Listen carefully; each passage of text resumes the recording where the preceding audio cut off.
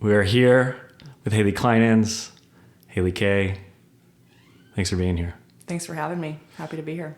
Stoked. So who Hailey is to me, outside of Hailey on paper of everything she's created and what she's up to in the world, Hailey is a dear friend, and we have been through a lot together. We have. Hailey, who you are is, I'm so impressed with your discipline, your consistency, and you are a master communicator. You have an ability in so many areas, whether it's art and creativity or just being a badass business person. And it's really cool to see. It's been really cool to see me personally over the years, to see you step into your power and just see your drive. That's something I've known in you since day one. It's like what you're up to, you go at it. And it's incredible to witness, and honored to be your friend, business partner, all the things. So again, that's who you are, and thanks for being here. Wow. Thank you, Ryan. That means a lot. Yeah, we've been through some amazing times together, and I feel like it takes a certain kind of dynamic for those qualities to unfold. And I feel like what you saw in me so long ago, it sort of like it inspired, I don't know, this really cool growth happening for me, and then also for you, I'm sure. And just kind of our dynamic through the years has it's been really empowering for me, for sure. And yeah. Well, I want to dive into that as we go. Where I want to start, though, is I know you have a Waldorf background. I do. You grew up in Waldorf, and every person that I've ever met that's gone through Waldorf has been so interesting and unique to me. So I grew up in a public school system, so I'm fascinated with Waldorf. Yeah. My girlfriend went through Waldorf, her family did, so I know a little about it. But tell me what Waldorf is to you, and what is Waldorf to anyone's listening that might not know what that is. So Waldorf Education it's based in Rudolf Steiner's teaching of anthroposophy. I think I'm saying that right. And it's all about connecting the head, the heart, and the hands. So every teaching philosophy that is taught to students from kindergarten through, they do all the way through 12th grade, is based on that principle. And for me, I feel like Waldorf Education encourages the individual to emerge at the very beginning. So there's obviously a curriculum and there's things that are being taught, but it feels, now looking back on it, that there isn't an agenda for the students. There is a desire to bring forth their natural qualities and their natural gifts. And those things are encouraged and celebrated. So there's some talk sometimes I hear like, well, yeah, you don't have to read until you want to, and math isn't really focused on, and it's all about art. And that is true in a lot of ways. But I think that sort of mentality around allowing a child to develop at their own rate, and then give them things to kind of inspire them and also challenge them in the areas that they're ready to grow into, it allows for sort of those other things to kind of catch up when it's time. I personally was a big reader at a very young age. Like I was like reading way above like what I don't know, a 7-year-old should be reading, should be, but anyway. And so that love of reading, it got me really into stories and really into exploring like characters, and I saw myself in those like people and things I was reading about, and it sort of allowed me to explore realms I don't think that I would have if I hadn't been encouraged in those ways. And then the other stuff kind of just came in naturally. I wasn't super into math until really I went into like business, and then I'm like really into math. And it's funny how I think that in some public education, I feel like there's a systematic approach of how we're going to teach children to learn. And Waldorf is really about teaching children to love learning. And I think that that's a very different concept. Seems like it's like curiosity kind of leads the way. Yeah. And the curiosity creates the path forward. So you learned reading very quickly. Yeah. Because you were curious on that. Yeah. And exploring characters and exploring realms and worlds. Yeah. Like you said, business didn't come till later, till it mattered. Till it mattered. Really. Interesting. Yeah. What about I know in Waldorf there's a big 8th grade trip. Yeah. Is that... Oh. I've heard about this from Waldorf people. So for me personally, I just want to learn why the 8th grade trip? What was it? What did you do? And what did you take from that for the rest of your life? So field trips are a big deal at Waldorf. Like you learn something and then you get to go experience it. And it's very much like it's interactive. They're trying to always create an interactive experience so that the education really sinks in. So for my 8th grade trip, we went on a 12-day canoe trip down the Eel River. And we packed all of our food in. We all carried everything we needed in our canoes, and we just canoed like for all day. And then we'd stop and we'd set up our camps, and we all had to contribute and like work together to create the kitchen space and create like, we all had to trade off carrying the big like bucket that we were pooping in. And like, it was, we, came together to create, where we were going to stay every night. And then we would get up and have our, morning circle and talk about what we were going to do for the day. And we did yoga, which I wasn't even really familiar with at that age, but we were doing it. And looking back, I'm like, oh, that was yoga we were doing. Yeah, because this is back in the 90s, right? Yeah. So just the whole concept of that, of like 8th graders going off on their own, incorporating some yoga, different aspects to it. I mean, that's a super rare situation. And then what I'm curious on is like you left after 8th grade, right?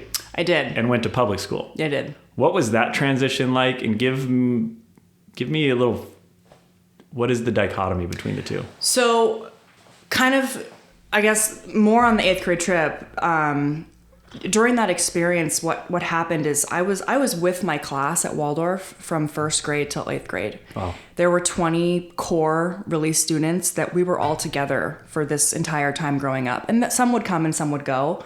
But I really, that community of people that I grew up with was my family. In a lot of ways, I knew I was close with all the parents because they were always involved in field trips, and Waldorf Education asks the family to participate, so it's like you're committing to this process, and so I grew up with these kids, and also ideally in Waldorf you have the same teacher from 1st grade till 8th grade. My class had a lot of different teachers, but having a lot of different teachers, it kind of like caused us to bond more. One of the, like in 5th grade, I think it was 5th or 6th grade, we had a teacher that we didn't like, and we all what's the word? We refused to participate in class, and we got this teacher like fired because we didn't like the teacher. So like stuff like that in 5th grade, to be that in like, oh, I have power over my situation and like what's happening in the dynamic. And it wasn't even like, we didn't connect with him. I think that I don't know, remembering back, it wasn't really like the why, it was more how that we did that. And the fact that our word was taken seriously by adults that were trying to facilitate, an educational experience that was holistic, and it wasn't fitting with our class. And so this person, ended up moving on, I think, to a different class or something. Anyway, so in the 8th grade trip experience, it was facilitated by this, I don't know if they're still active, but they're a nonprofit group. They're called Synergy Learning Center, and it's all team building with kids. And so they facilitated very deep inner work during the 8th grade trip. So we were asked very deep questions about who we were and who we wanted to become and what we love and appreciated in those around us, those things that we valued, whether it was, personality or ideals. Do you remember who you wanted to be in 8th grade? In eighth, I wanted to be a veterinarian. Like that, I was really into horses, and I really wanted to be a horse vet. Like that was something I really wanted to do. But in eighth grade, I think that that was more like my childhood dream. I think in eighth grade, I wanted to be a writer. That was really what I felt called to do. I loved stories. And also you're at that age where you're uncomfortable and it's like you're hormonal, and the dynamic of the class, like you start to have crushes on people that you've known since you were a child. And it's really weird because they're like your siblings and you're like, what's going on? It's just very like a lot of weirdness happening. And looking back, it's just so precious and sweet. But so I transitioned from that deep bonding. The eighth grade trip happens at the end of the year. And so then we had like a month or two left of school, I think. And then we were off in the world, and I went to Colfax High, and a lot of my Waldorf class went to Colfax High. So I remember we had this like group of us, there was like 10 of us that went to Colfax, and we like all just like were in our little group together under a tree that we found. And we're like, this so Waldorf, like it's our little like semblance of like family and home, because it was overwhelming. I had never been around that many kids before, and of different age, like just the hormones and all of it. Just it was very overwhelming for me. And then slowly, as like freshman year progressed, that little group of people we found new groups to be in, and so that like tree connection, where we spent time together, was sort of like we dispersed out. And did you stay close with that group? And what I'm envisioning here is a very like childlike process. The child as an infant starts to explore away from the parents and away from the nuclear family, and is always kind of like looking back but going out further and further. Did you guys stay kind of as like a connection with each other throughout the whole experience, but everyone in different groups at this time?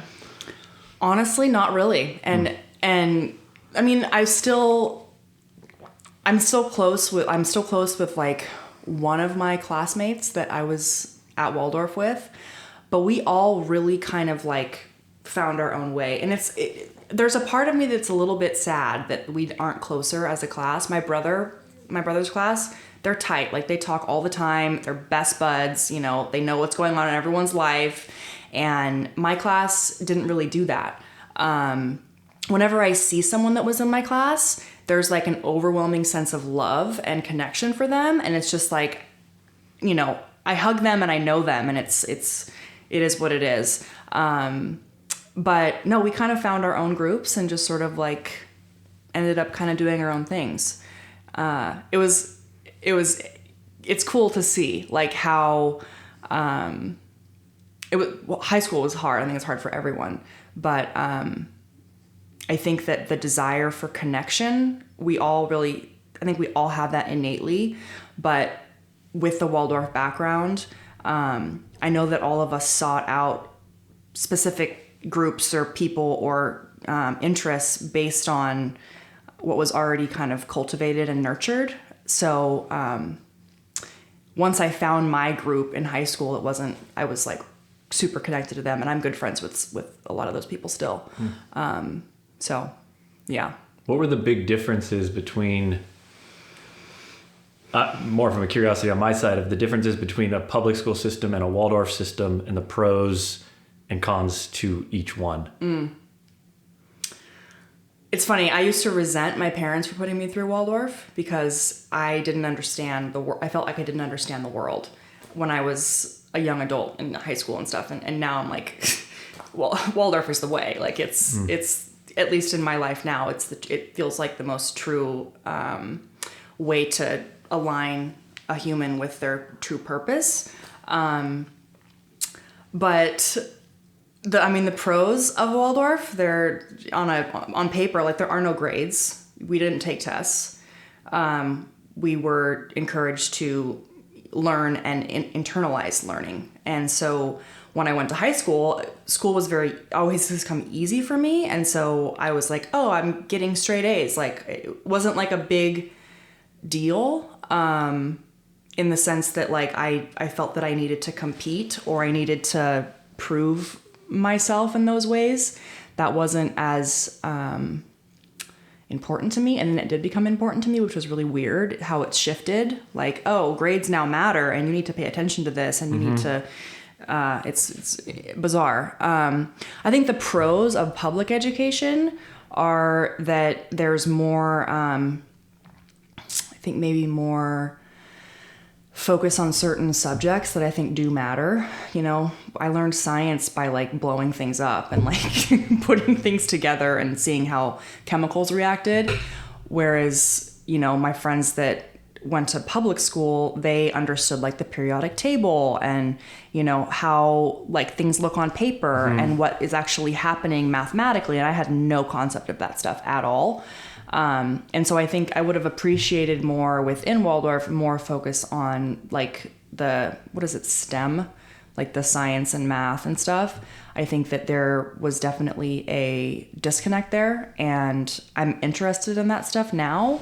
And so I think that it could be done a little bit better maybe, or differently. The thing I love about Waldorf is just the nature of like the core. Everyone that has gone through Waldorf has this love of nature and a connection to nature that I think is not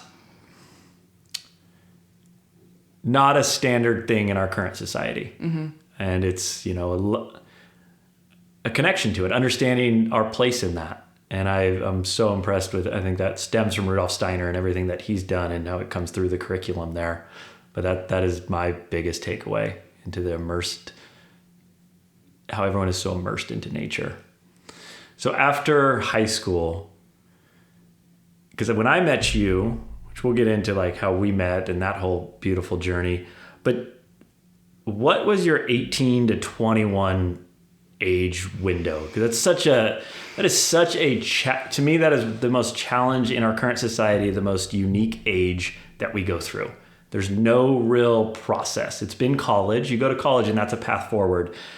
Everyone that didn't, which college is kind of, there's many new paths that are opening outside of college right now. But outside of that, there's no real direction. You just become this person in society. So what did you do between 18 and 21? The darkest time of my life, I think, probably. When I was a senior in high school, I started dating a guy who was a lot older than me. He was like 24 and I was, you know, not 18 yet. And when I turned 18, I was like, I'm getting the fuck out. And we moved in together. We moved down to Citrus Heights and we were just partying, smoking a lot of pot and getting hammered. And like it was I don't have a lot of memory of that time because it was so fucked up because I was just like, that was my life then.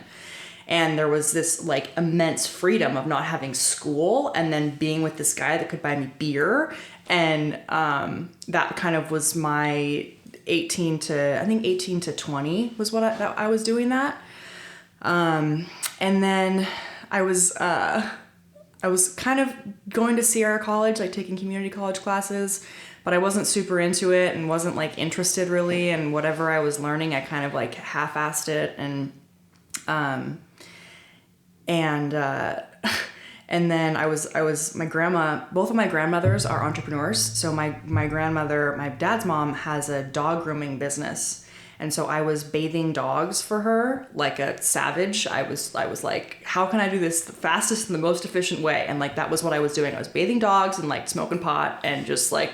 Such a stoner gig. Just immersed. Like, I could just imagine you just like kind of blazed out, just dealing with a new dog each time, communicating with it. Yeah, all of it. And like, I was in the back so I could like listen to my music. So it was just like this whole like weird thing. And then when I was about 20, I think, I had a cousin that I was a pen pals with who lived in Colorado, and we like met at a family reunion. We were like 11, and she just like showed up at the dog grooming place, and she was like, I'm moving here. Like, I'm moving in with your grandma. She's my second cousin, so it was her great aunt. Anyway, and her name's Lightning. She changed her name to Lightning. Powerful. She's just a badass.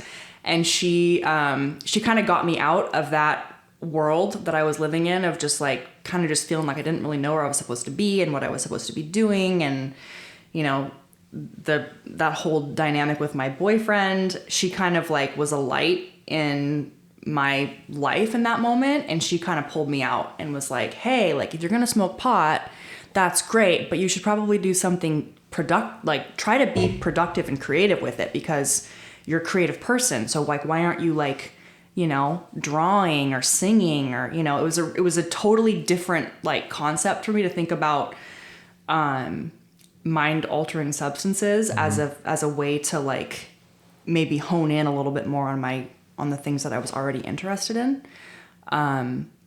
So I think I was like 21 when I moved out of I was 20, my boyfriend's house or our house. And, I moved in at my grandma's. So Courtney and I were both, she changed her name to Lightning, but anyway, her name is Lightning. We both lived at my grandma's house and, we were just like, she taught me how to roll. Just like rolling, you know, joints and just like doing art and making music. And it's always those people that are like you said, they're like guides that come in at certain moments and they're just like portals into like the next phase of life. Yeah. Into like how they show up. They're speaking wisdom that's kind of into the next phase that you want to go into. It sounds like Lightning was very much that for you. Totally. She really kind of helped redirect me, I think, and reminded me of who I was and was like, hey, I know who you are. Like, you just, what are you doing? You know? And those kinds of people in my life, usually they challenge me, but they're also like the greatest, like you said, they're portals into what's possible and, what needs to shift too. Mm-hmm. Mm-hmm. So you move in with your grandma. This is early 20s. Where did life go from there? Because when I met you, when did we meet? You and I met when, how old were you? I don't know. What year was that? It was probably 2015. Okay. Yeah, it was 2015. So 6 years ago. So were you mid-20s right around there? Mm-hmm. Yeah, I was like 20. I'm 32 now. So, yeah. Got it. So give me a quick breakdown of what happened from that time. Because when I met you, you were a yoga teacher. Yeah. That's how we met. Yeah. I met Hailey. I had decided to start Capitol Floats. I had moved to Sacramento from San Francisco. I had two other friends, Brandon and Blake, that Brandon decided to start Vibe with Blake, Vibe Health Bar. And I was starting Capitol Floats. And we would go do our business planning sessions up in Auburn. And we would first go catch this yoga class from a yoga teacher that we loved, Hailey. And we would go in there and midday Wednesday and she would lead this class and it was awesome. And we had a great session and then we would go over and, you know, talk business, me, Brandon, and Blake. So that's when I first met you. What led from, you know, pot smoking, partying Hailey to yoga teacher? I'll give you a quick breakdown. I moved to Hawaii with Lightning. Her parents actually live in Hawaii. So I moved to Hawaii, lived there for, 6 months. And we were kind of just, you know, doing our thing. She was my best friend and it was great. And then it was time for me to move back home. So I moved back home and still was confused about what I was supposed to be doing. And I still felt uncomfortable and just didn't know. So I moved to Boston on the East Coast. My best friend from Waldorf was going to Emerson College there for lighting design. He's now like a super successful lighting designer for like huge like Share and stuff. He's amazing. So I moved in with him. He was in college and I was just like, I don't know what I'm doing. I'm just going to come live with you. So I lived with him in Boston for a year. It was too cold. I couldn't hack it. And I was like, okay, I'm going to come home now. I came home and I found Eastwind Yoga. My mom was like, I think you should come to yoga with me. And I started going to yoga and I just fell in love and, was practicing like every day, sometimes twice a day. And then my favorite teacher was leading a teacher training and he asked me if I wanted to join. And I was like, never thought that I would teach yoga. Went through teacher training with him and teacher training was like Waldorf Education. It's very immersive. It's like you get in, you go deep. It's about teaching yoga, but it's also about getting through your own shit and like being able to communicate well. And teacher trainings are beautiful experiences. So, and then I started teaching and helped Ryan and Natasha open Yoga Reclaimed, which is where we met. And taught yoga for, I think, 3 years I was teaching yoga. Yeah.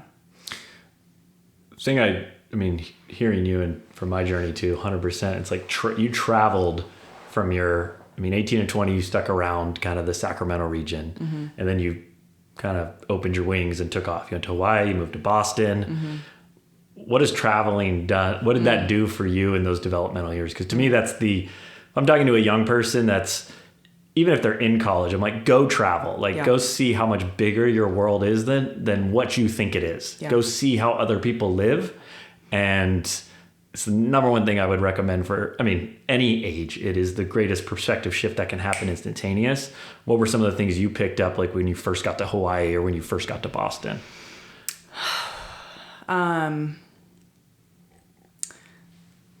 The world is bigger than I thought. I grew up in a small town, and also people are like, I learned in Hawaii, people are generally good. The pace there is way slower. It's like there is just a level of slowness in Hawaii that is really beautiful and was really hard for me because I'm someone that's like busy all the time and needs to go 100 miles an hour, and I'm just like, go, go, go, go, go. And Hawaii was like, stop. Island culture is just very much like connected to the earth. Like, how can you ground? How can you, go as slow as possible to really make sure that you're doing what you're needing to do and want to do? And then Boston, it was the complete opposite. It was super fast. It's East Coast. I was like hanging out at Harvard because it was just cool to be around that kind of energy and a lot of different kinds of people that are, that live in Boston, different cultures, different lifestyles. I started working at Trader Joe's in Boston, so I made friends with just all kinds of different people that were living like very differently than I had ever experienced.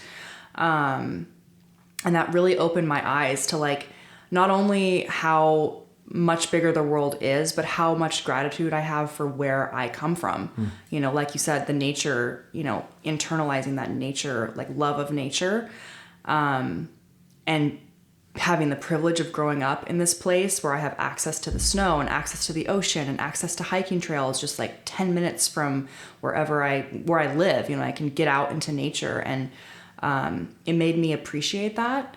And when I came back, I think that I was humbled by it, by the experience.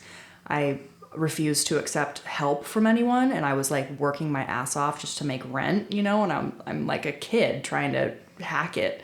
And I'd never really had to work that hard to pay bills and things. And so coming back home, I just had a different perspective on, I think what being an adult maybe looked like.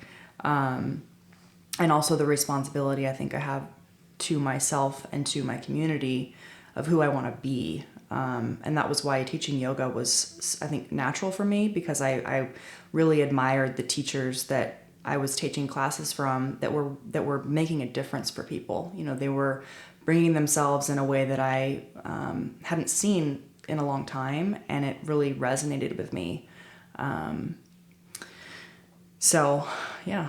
Describe your mindset during the time that I met you. So you're a yoga teacher. You're teaching yoga, you're fulfilled, but you're still looking for direction in life. You don't quite know where you want to go. Now you're Hailey that has a successful business. You're working on other projects. You have like success from a career standpoint. But that always wasn't a for sure thing. Mm-hmm. So where was your mindset at that time of like what you were going to go do? I was still exploring. When I met you, I was kind of teaching yoga was great, but I was also feeling restless. Like I needed to get out again and sort of see what else was out there. I think also I I got bored with what I was doing. I was living with my parents. I was still working at Trader Joe's. I was teaching yoga. It was very predictable. Teaching yoga is challenging, but if you get to a certain point teaching, and it's like you can just crank it out, you know. And I think I hunger for challenge, and so I was looking for, I think, what my next challenge would be, and that was you. I remember that you, Blake, and Brandon were coming to my classes, and then at some point you like weren't there anymore, and I was like, yo, what happened to Ryan? Like, he, you know, where did he go? Because Blake and Brandon were still coming to my class, and they're like, yeah, he's opening a float center. And I was like, what is that? Or no. I think you showed me, I remember you showed me your website, like at the yoga studio. You were so stoked. Yeah. You came back to a class, like after we had this conversation, you came back and you were like, I'm opening this float center. And I was like, what is it? Or like, how does it work? You're like, I can't really explain it. You have to just come do it. And I was like, okay.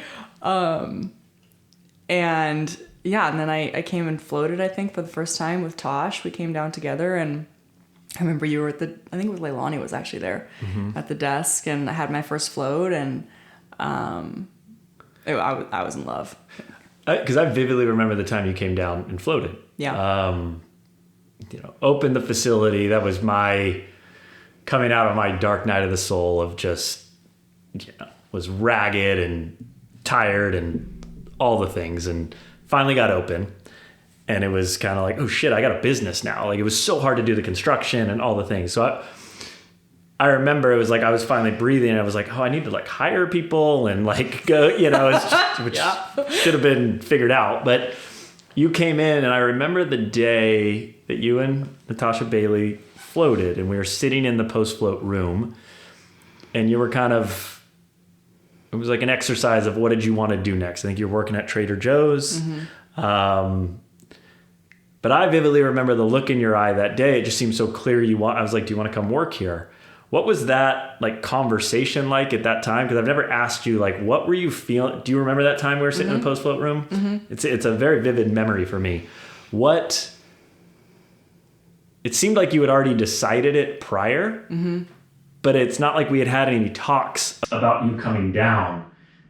Was it like a manifestation you had, or what was that moment like of like when it was, and this was just coming to work as a float facilitator. This wasn't like a management position. This wasn't, you know, with no plan for the future. Tell me what that, for my own curiosity, what was happening during that time in the room? So, Tosh and I had been talking about like a lot what was the next step for me, like where I wanted to go and what I wanted to do. And it was actually her idea. She was like, you know, I think you should think about working at the float center with Ryan. I feel like that's a really just a good thing for you to look at. Good looking out, Tosh. Thank you, Tosh. Thank you, Tosh. And then I kind of like thought about it, and I was like, holy, like that'd be awesome. Cause I floated, the first time I floated, I had the most amazing experience. I felt like a kid in there. I was laughing. It was just like so freeing and so safe and beautiful. And I wanted to do that more. I wanted to experience that more. My curiosity was just so piqued by the experience. I wanted to go in and keep, you know, investigating what was going on. And I felt drawn to the way that the space felt, like the way that I felt being in the post float lounge and being in Capitol Floats. There was just a sense of like peace and love and grounded, like kind, generous energy there. And I wanted to be part of it. I wanted to be part of it however I could, really. So. Yeah, then you started. The best part is, I remember that first, you came on for the first few months, and we always laugh. I wanted to fire you. The first few months in, you wanted, remember all the festivals, all the concerts. You're like, yo, I hired you so I can go to festivals? Like, what are you doing? The schedule was great. And then it was like, you know, can I sleep over here? And just like, it was like, and that was wild west of Capitol Floats at that time. Like, yeah, here's the key. Just shower up before, blow up a mattress and sleep. But then the major shift for me was, okay, that was I think we ended up having a conversation about like, hey, do you want to work here? We need you some part of time. And then the management position opened up. And that, I remember seeing a shift in you of like you quote unquote got your shit like it mattered. Yeah. You were like, I want to do this, and you dove in. Like you committed yourself to it. Is that fair to say? Yeah, totally. I think also one of the things that I do in my life, and I've noticed as a pattern for me, is I see the details of everything. I see like areas that could be improved upon. I see areas that I can come in and support and help. And I saw that at the center. I was like, if I could just like become a manager, I could like create some different systems and implement different things. And I think it could run better. And I think I could make it, more efficient and more effective. And I started to have amazing conversations with people that were floating, and it was so inspiring for me that I was just like, I want to be around these kinds of people more, and I want to facilitate in a really conscious way. When I first started, I was just like, cool, I'm floating, and like this is awesome, and I'm going to Sac State, and whatever. And then something shifted, and I just I fell in love, I think, with the center, not so much like with my own experience. And that for me, it caused me to want to do more and be more involved, I think. And you mentioned Sac State, like my time knowing you, that was something you were grappling with. I had a lot of conversations of, do I keep going to college and pursue my degree, or do I not? And, walk me through what ended up you didn't finish college. No, I dropped out. You dropped out. Yeah. What was that process like? I mean, Sac State's a great school. I had a good experience there. I had some great professors, and was enjoying it, but I wasn't like turned on by it. It wasn't like something that really fired me up and got me excited. And it was like, English majors, you read a lot of, old books, and I love that too. But I think that what I saw in this, because I dropped out to open Capitol Floats Auburn. That was like my So that was the delineation point that you decided, I was like, I'm not doing college anymore. I'm going this entrepreneurial route, creating my own path forward. That was the moment for me. I remember we had I don't know if you remember this conversation that we had, but it was like, I remember when we sat down at the co-op and we were talking about like that I wanted to open another center, and and it was shortly after that I don't know if you and I met after that. I think it was pretty nearly after that. I was like, yeah, I'm going to drop out of school and I'm going to focus on this. And I think that I hadn't felt so alive and excited about something in so long that I don't know if it was I just innately knew that I couldn't do both, that going to school and doing this degree when I really wanted to open a center and focus on that just didn't make sense to do both things. And that's what I saw in you. It's like, and I don't remember as a co-op, I know we've met at the Rose Garden regardless, where we first met, you said, I want to start my own center. You'd been managing the facility about 6 months, working there for about a year. You had no business going to start a new facility. And with you, what I saw, and I spoke about this, who you are to me, is like your commitment and drive.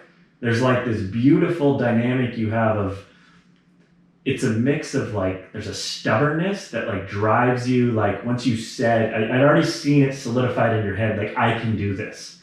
And it's like, got it. Like either I nurture this or it's gone. Like I could feel almost resentment would build. Yep. And I had to, so I agreed, like, okay, you want to go on this journey. And, I remember saying to you, like, this is going to be the hardest, you can't fathom how hard this is going to get, but are you down to keep going on those days? And you agreed to it. And I don't know if you knew what you were agreeing to at that time. No idea. But I that's something I've seen in you from day one. It's like when it's there, you're doing it. Has that always been the case for you in like life? Because as I've known you, it has been. Yeah. If I want something, I'm gonna go get it, and it's always been the case, and I've always gotten the thing that I wanted. And so I think that my naive sort of like experiences of that happening for me pretty easily in my life. I was like, yeah, I want to open a float center, and I'm fucking doing this. Like it's happening. And you as a coach and as a mentor and as a friend, like you really knew how to nurture that excitement in me, but also temper it with like reality. And I needed that. I leaned on you so much throughout the whole process, but I remember that conversation and you kind of, I think you were like, I need to think about this and I'll get back to you on it, sort of. And you came back to me and you told me that you believed that I had the drive and like the persistence to see it through to the end, but that it was going to be really hard and I had no idea what I was getting into, but that if I wanted to do it, like you would support me in that. And that was, thank you for doing that and for seeing me in that way. It means a lot to me that you like, I feel like one of your superpowers is you see in other people what's possible for them, and you don't let what could happen stand in the way of like you really being there and like supporting their growth wherever that leads them. And that was something else that really attracted me to working in the center, because I felt like you were somebody that was like, yeah, I'm here to facilitate growth for other people. And so if that means that you work here for a little while and then you move on to something else, like I'm here for it. Like I want to support you in your growth. And that's a super rare quality. Most people have an agenda of like, they're going to invest time and energy into this person so that they can get this thing out of them. Mm. And I don't like feel that from you. I feel like you are guided by a totally different compass that like really is just interested and curious and excited about what other people are like capable of and what they want. And you're able to like nurture that in a really beautiful and empowering way that isn't like, not codependent, but like you kind of like, you give what you give, and then you're like, okay, now you do it. Mm. And that's a rare like gift. It's been an inspiration for me, like in, managing and coaching people. I think about like, well, how would Ryan handle this situation? Like, what would Ryan say right now to somebody, like if they're coming to you with this stuff? Because you did that with me. Like you let me fail and let me try things. And as managing the center, and then also like opening the center, like ideas and stuff that I had, like you were always a yes. And I felt like a lot of times you kind of knew that it wasn't going to work out, but you still said yes so that I could kind of figure it out on my own and realize like, oh yeah, this isn't actually the way to do this. There's a different way that's probably going to be better. Yeah, it's a paradoxical thing. I mean, I don't know where I kind of came from that space to allow. It just seems like it's always seemed like the right answer to let someone's unique capabilities come out. It's so much better in the long run. And, I don't know where that came from me, but that seems to be, and I also know from your side, like what you're saying, I've been that way. Like if someone stops me from doing it, I get resentment against them. Yeah. And it becomes a thing that I get shut down, and it's like there's a stifled energy that takes place. Yeah. To allow you to go do different things that you've done that maybe didn't work out, but I know how you are too. You and I are very similar. We are. Very similar. Very similar into what incentivizes us, what is important to us, how we go about things. So I've seen that in you. Like there's no stopping that train. Totally. It's going. Totally. Yeah. I mean, well, thank you. I mean, for sharing. It's been incredible to see, to go from a friend to being your quote unquote boss to being your business partner. Talk to me about that, because I've never been through that, to go from being an employee somewhere to now being a business partner. What was that journey like into the dynamic with me and the lessons you learned and the challenges that face from anyone? I mean, your story is the quintessential, like starting at an entry level position and becoming an owner. Mm-hmm. That's kind of you join an organization. That's a big goal a lot of people have. Yeah. You did it. What was that journey like from, going from kind of employee to business partner? It's a great question. I think it continues to evolve, which is really cool. Totally. But I think that I remember we had this conversation when I was in construction and I was like just banging my head against the wall, like having breakdowns. Like I was having a hard time. And I realized that I had to stop talking to you like I was your employee and start talking to you like you were my equal.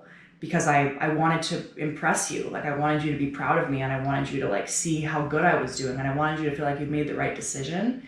And I think that I held back a lot of stuff from you because I was afraid that you were gonna not support me anymore. You weren't gonna see me in the way that you had. And a shift happened at some point. I don't know if you remember this conversation that we had, but you were like, you have to stop saying like, yeah, like you get it. Like you need to be able to ask for help and like be willing to like have people help you. And that kind of shifted my whole, like I was like, okay, Ryan's like my partner now. I need to treat him like we're on the same page.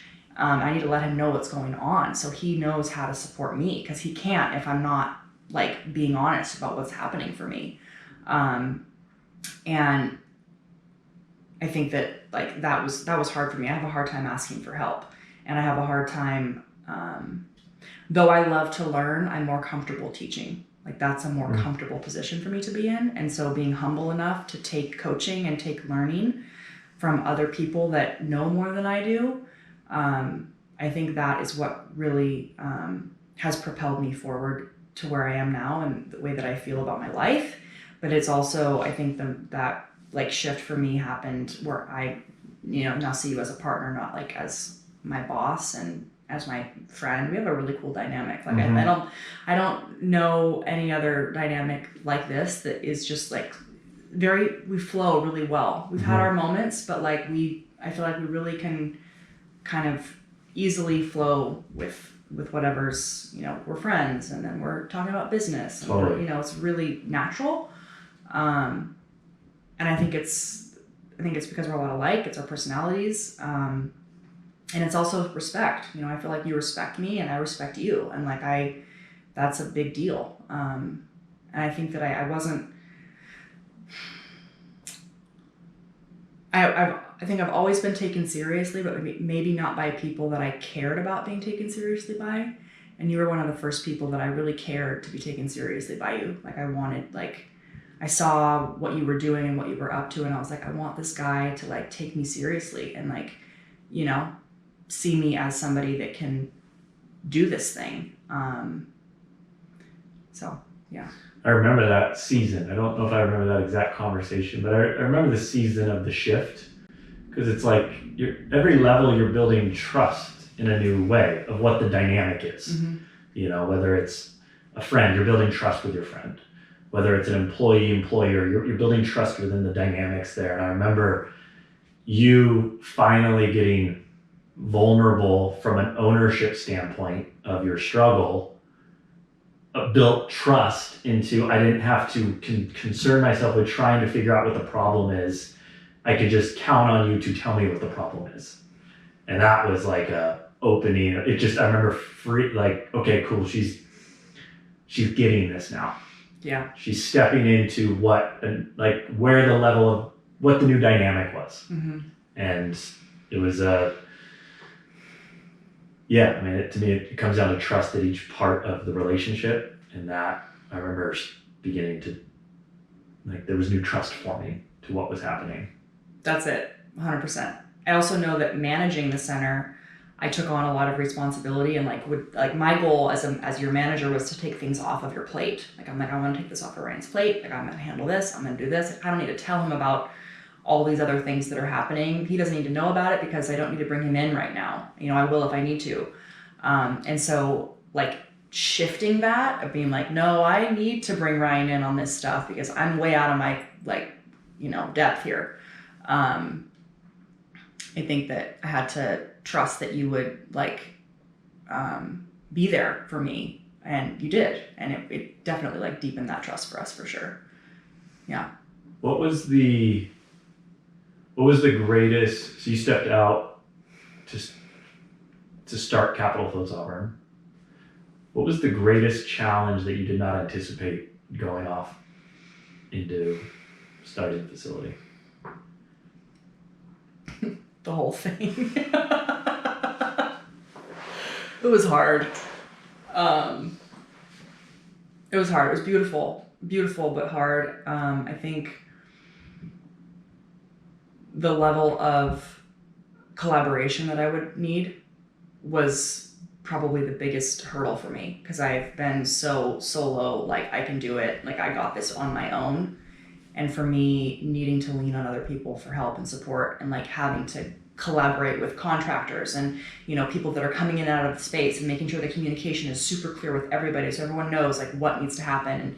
And, float centers are a unique build. And even though was lucky to have the group of people that built build Auburn mostly, there's still an educational piece that has to happen, so that I'm articulating so specifically what needs to be done, despite the fact that they're going to say that doesn't need to happen. You don't need to do it that way. That's silly. You can do it this way.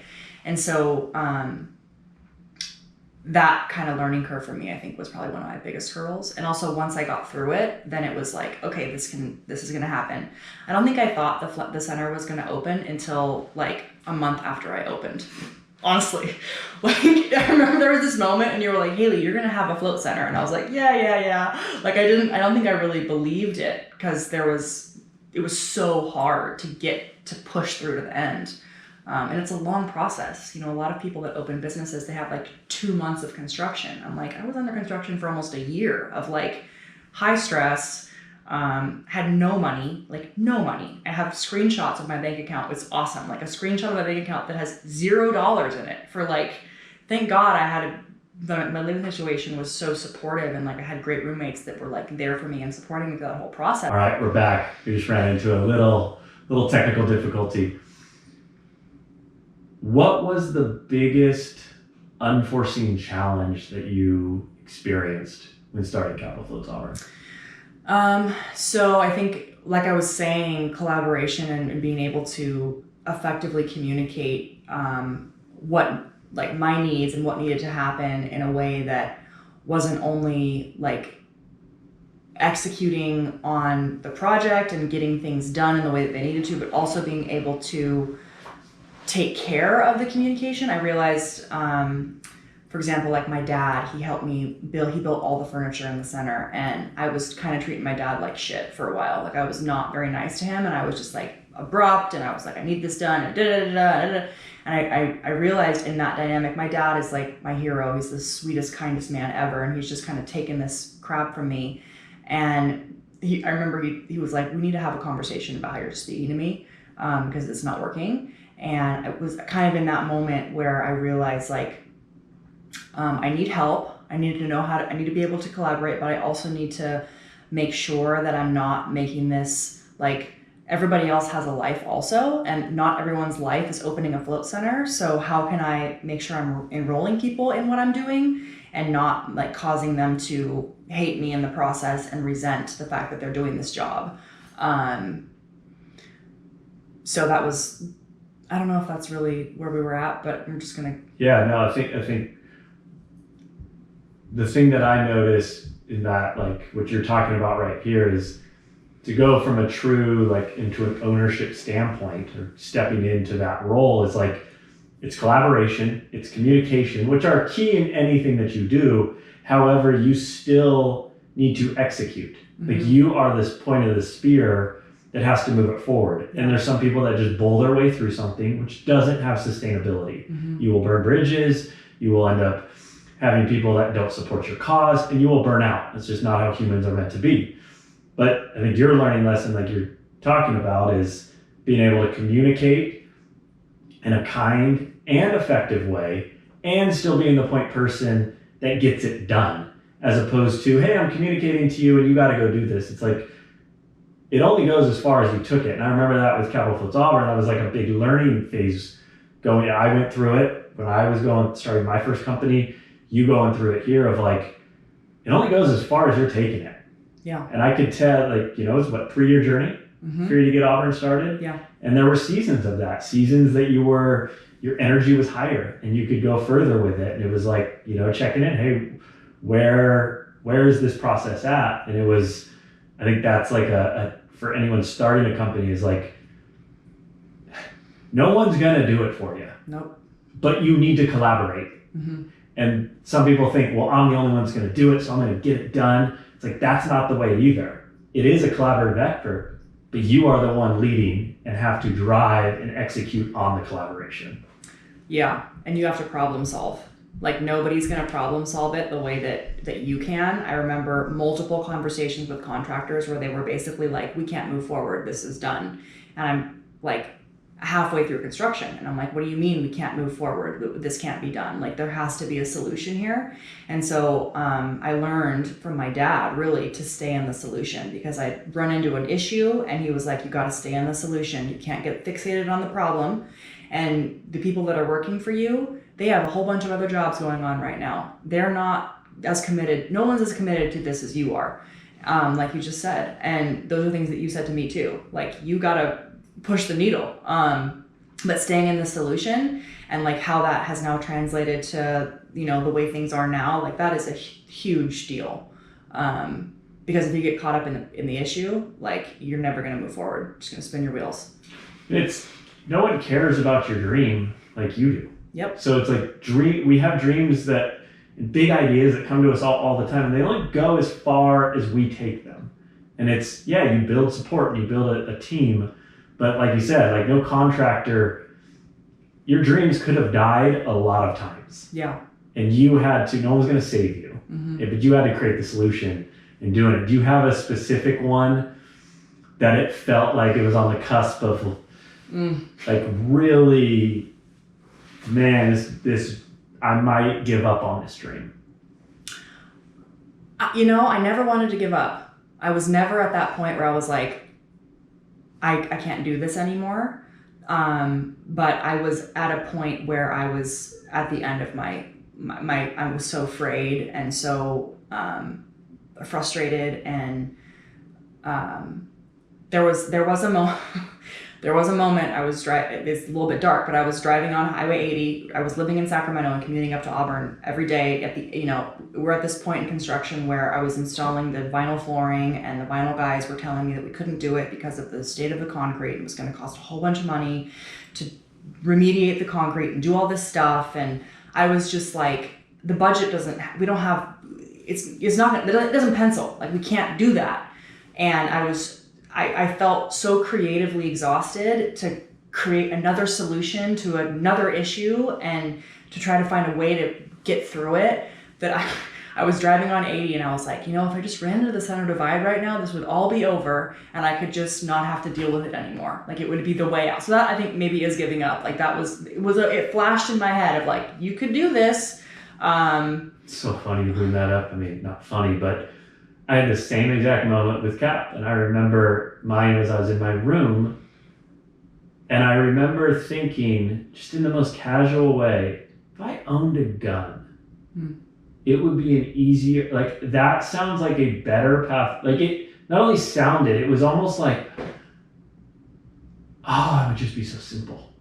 And, you know, I never acted on it, and there wasn't like but there was some energy, but like, to toy with that, and it just, you're so exhausted that it's like, that's all the energy I have to do. Mm-hmm. All the other things that are actually on the plate, like, the mind is like, I can't do them. Like, I've created a situation that feels bigger than what I can handle.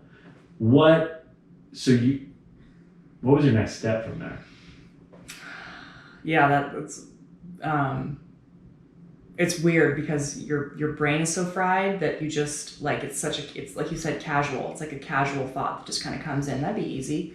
Anyway, the turning point for me, I think, was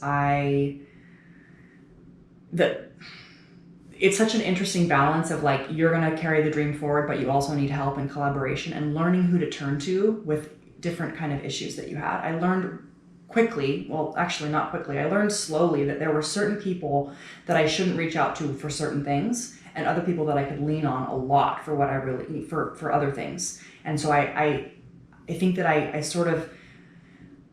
called my dad, and my dad's my dude, and we talked out the concrete thing, and, you know, and he just said, go to sleep, go to bed. So I went to bed and I woke up the next day and things were still going and I had to keep going. And I kind of like took a breath, and it took me a little while to get out of that space. I think that there was something that I think it was my dad's idea. He had an idea of how we could fix the problem. He's a master, he's an architect. So he comes from this world of like construction and problem solving all the time. And I kind of punted it to him and tried to let it go and just like, okay, this is the issue and just let it go and it's going to figure itself out. And it did. And I think that was kind of my breaking point. And I felt like if I couldn't get through that point, I was going to break. And thankfully, I had the right people around me to tell me the right things that I needed to hear in that moment of just like, go to bed, let it go, try to not think about it so much, try to not obsess over it, just distract yourself, do something else, because the solution usually arises when you're not expecting it to, especially when you're so stressed. And then it shifted, and then I was like really empowered because I had like found a way to fix what was happening and move forward, and it was going to work, and it wasn't going to cost all the money I thought it was going to cost. And it was like, all right, like you did that, like you can go to the finish line now. You're going to push through. What was it for you? What was it for me?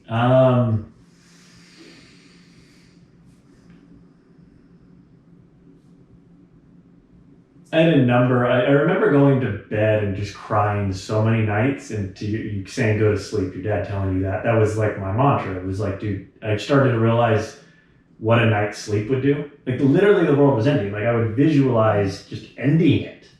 Like, and I would wake up, just like get out of bed, like here we go. And then I would know I was going to cry that night. And so I had a number of them.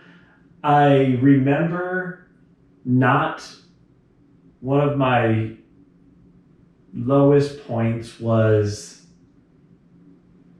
we had kept setting the opening date. So it was, it was like, we will finish construction by this far out date, and it's set, and it wasn't going to work. We started to realize it's not going to happen.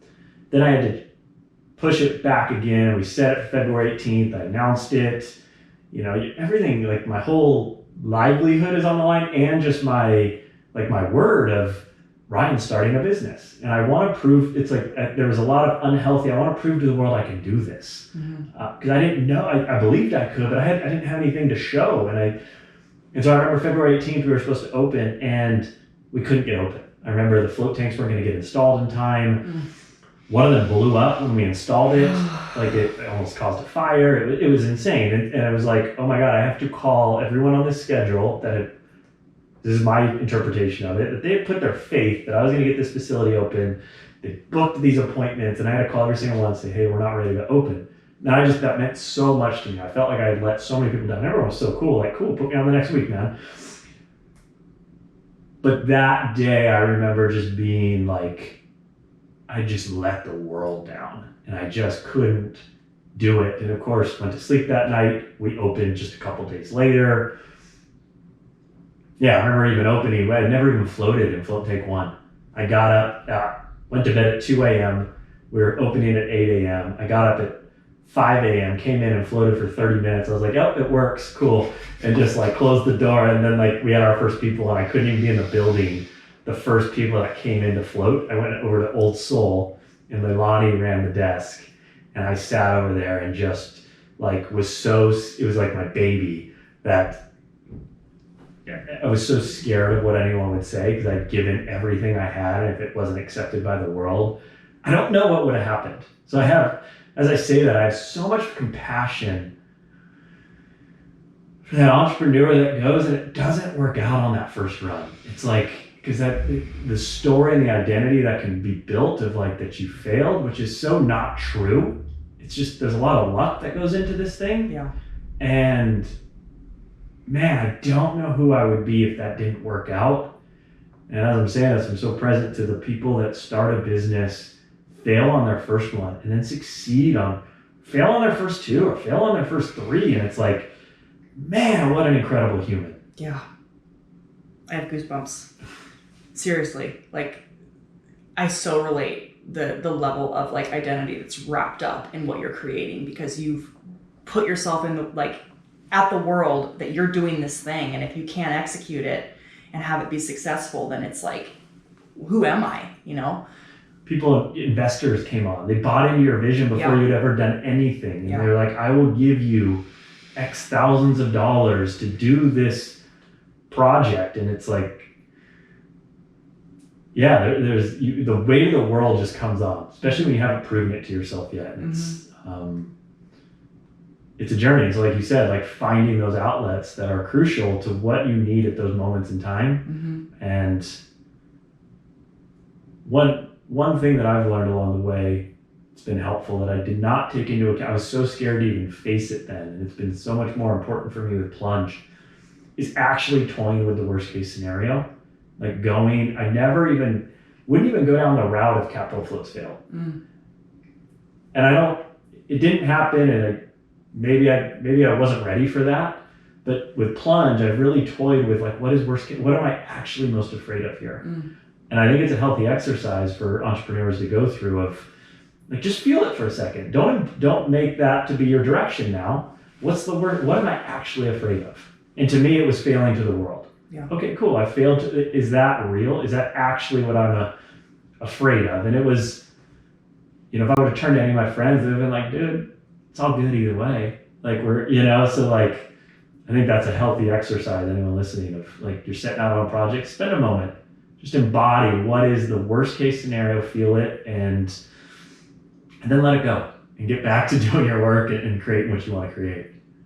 It's funny that you say that, because I spent a lot of time on the worst case scenario when things got really hard, and thankfully talking to people that knew me and knew what I was doing, they were able to kind of like reel me back, because my fear is the same. Failing to the world, looking bad, losing everyone's money. They invested in me and I'm gonna let them down. And that was like my biggest fear. They're never gonna trust me again. I'm gonna lose faith in all of these people. I'm gonna have to go, move to a different country and pretend like I don't even exist. And when I remember that it was all in my head, and I was just like grasping at anything. And I finally opened up to a friend and told them what I was afraid of. And they were like, Hailey, none of that's going to happen. Like if you fail, if all of this stuff goes wrong, like people are still going to love you and accept you. And I think that having the worst case scenario and then bringing it to somebody who's non-partial to the situation and letting them hear it, it helps, because you can really, we're supposed to share the load with other people. And as entrepreneurs and individual people, I think it's easy to get on this, it's only me. And people actually want to help. They want it. You tell someone your worst case scenario, they're like, oh my God, you trust me with this information. I can't believe that it's an honor to be trusted with that. And then for them to be able to support you. And then the reciprocal effect of how that, is beautiful. Totally. And that's leadership.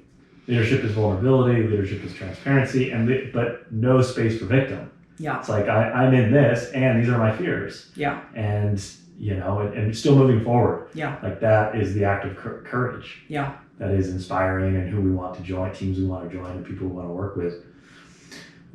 So you transitioned from the build out of a brick and mortar, which is a whole process, that's the journey.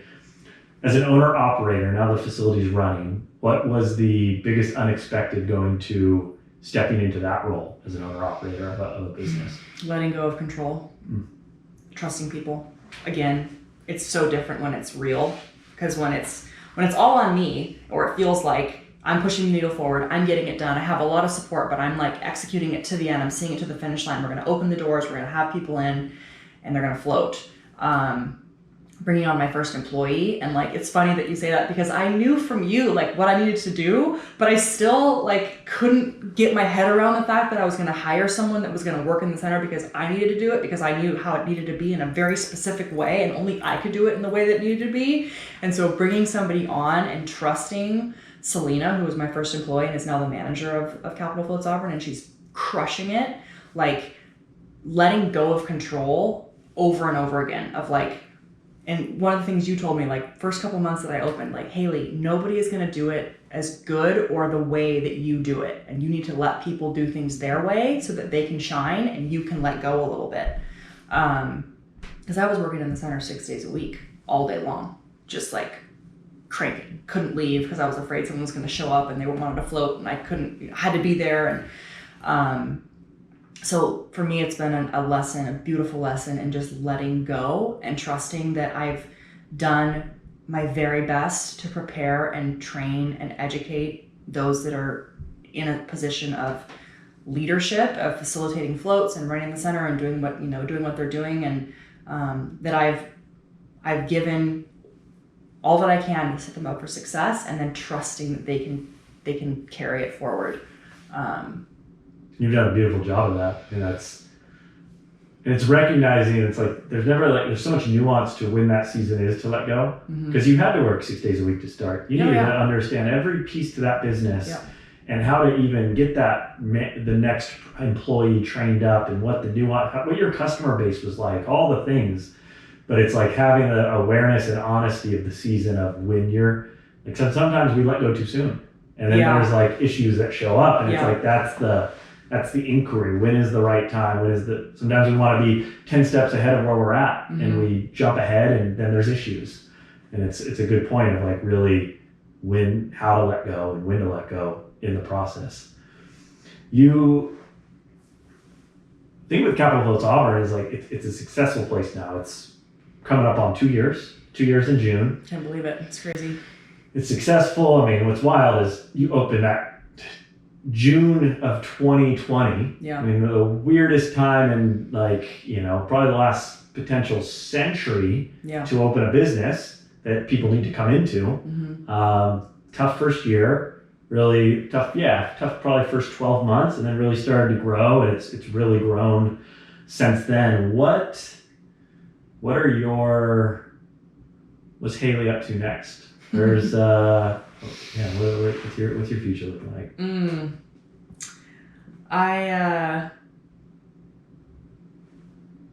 I'm in a place right now where I've never been.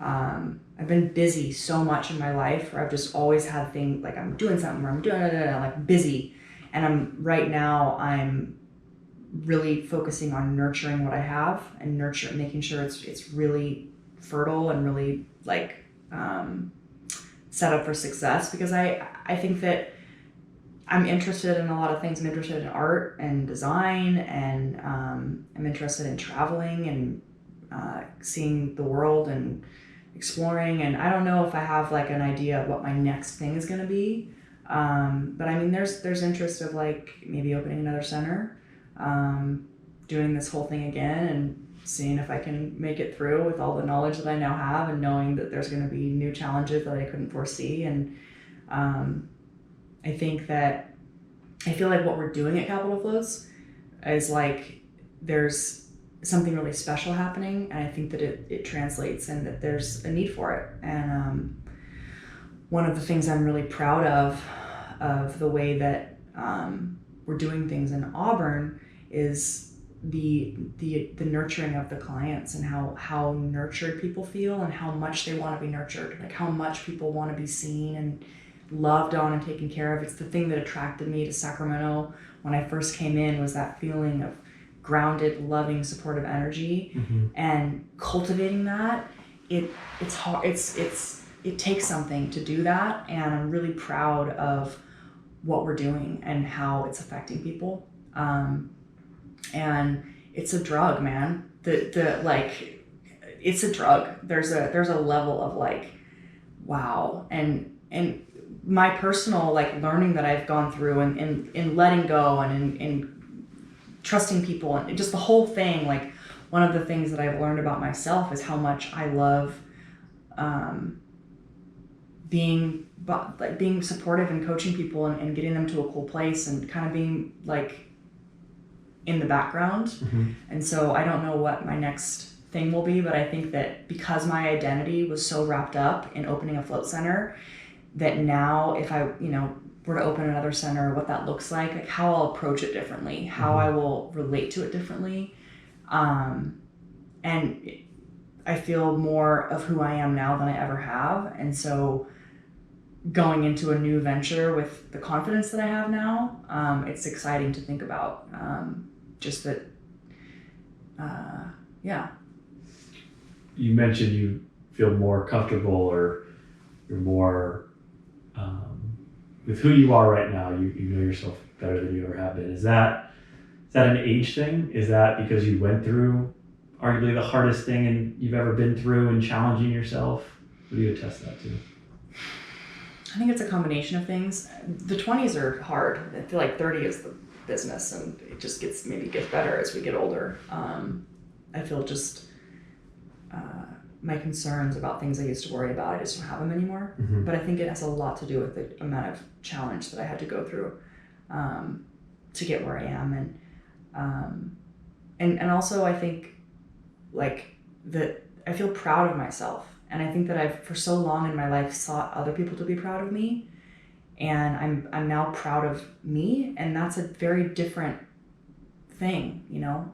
It's not so external. Like I'm not so focused on, I need to make Ryan proud. I need to make my parents proud. I need to make, you know, my, whatever. It's like, I'm proud. And I think that comes from really getting into the deep shit of who you really are and accepting it. Accepting that I'm not perfect and I'm gonna make mistakes and, you know, I'm gonna say things I don't mean and hurt people, and that's not intentional, but it happens. And yeah. Well, I'm proud of you. Thank you. I'm excited for what's coming down the pipe of, you know, we've discussed bigger leadership roles and you taking more over of the organization and all the things. We're kind of in our process right now to figure out what's next.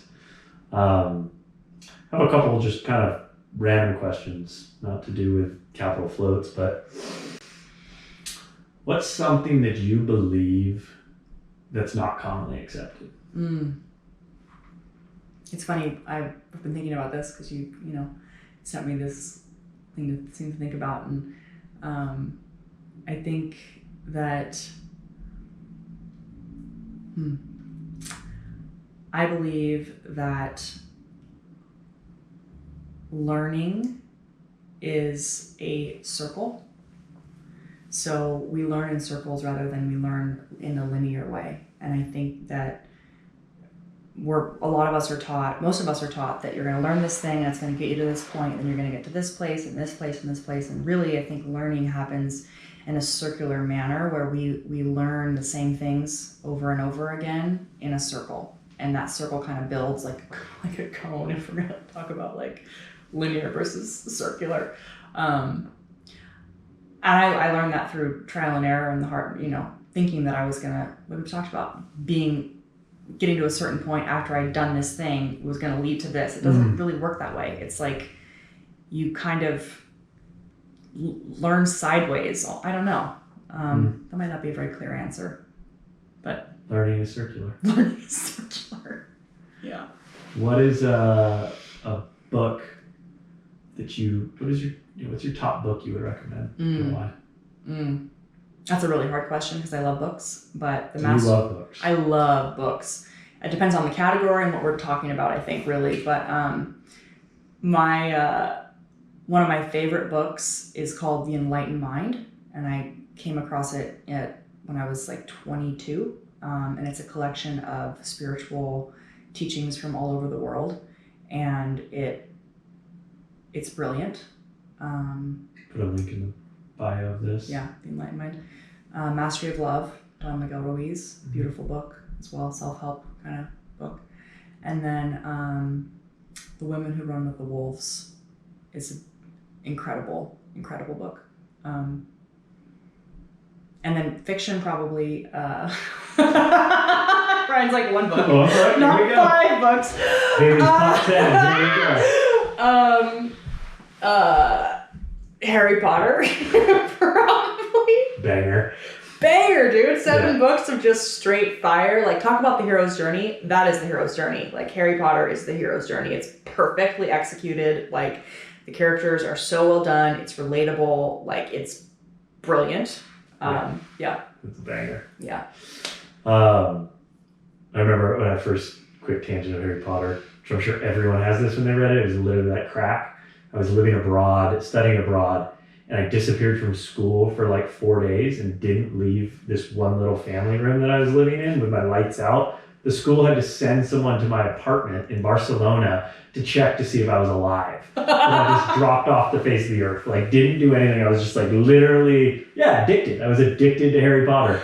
And I remember someone in the class like knocked, like, "Hey, we're really worried. Are you like, oh shit, yeah, I'll be to school tomorrow." Like, I'm reading Harry Potter right now. Leave me alone. They just like came back. Okay, cool.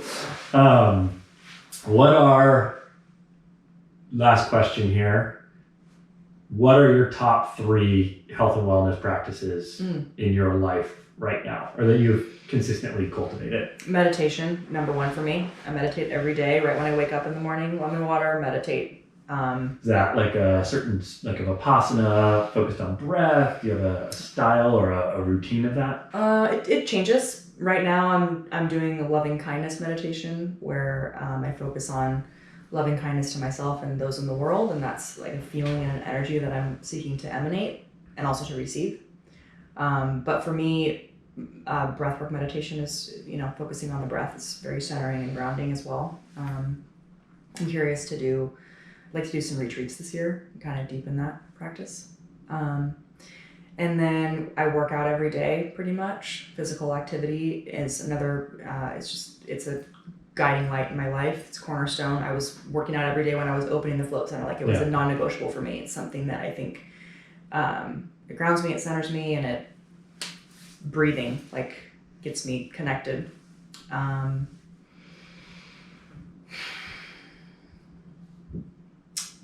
Only 3?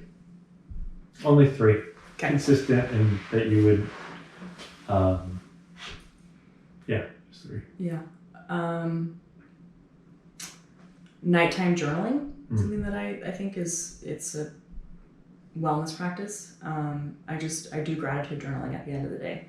So I think about all the people I'm grateful for in that day, experiences I had, conversations, whatever it is from the day, and just let it out on the page. I think it helps me sleep and sets me up for the next day. So, yeah. Breath, movement, journaling. Love it. And this, I lied. I have one more question. You're a badass. You've created so much. You've gone through so much. And what is your challenge right now that you are, struggle is the right word?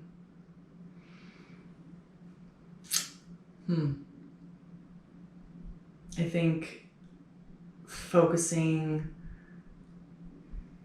my attention more in a balanced way. I think I have a tendency to, I love what I do, and it's exciting to me, and I can get enthralled in a project and just like allow it to consume me. And so for me, balancing like personal with work, it can all feel like the same because of the work that I get to do is so sweet. So I think a challenge is making sure that I'm maintaining a balance of personal and professional and spiritual, and just maintaining that. But honestly, I feel pretty good right now.